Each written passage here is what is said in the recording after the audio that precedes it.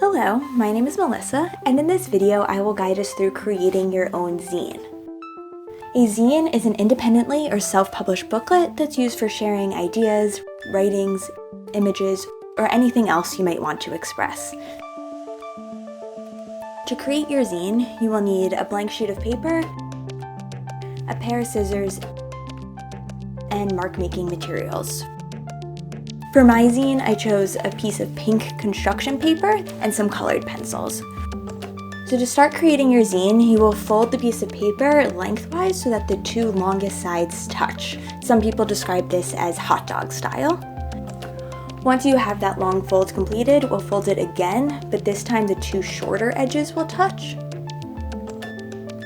And so some people call this a hamburger fold. And while your paper is still folded, you want to fold it just one more time so that the short edges touch again. And you want to make sure that your crease is really defined. So unfold your entire sheet of paper, and now you should see 8 boxes. Then you will fold it in half again so that the two shorter ends touch.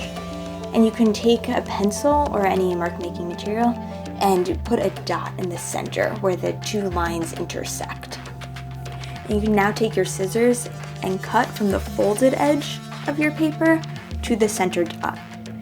And so when you unfold your sheet of paper, there should be an open slit in the middle. I like to describe this as if your paper has a mouth. And so you will now fold it again lengthwise, so it's that hot dog fold again.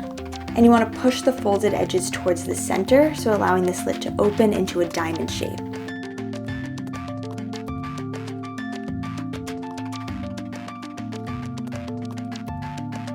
And then you make one final fold.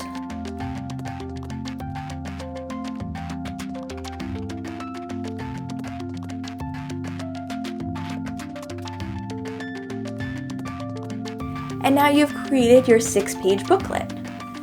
So the next step is to fill it with all those bold ideas that you have.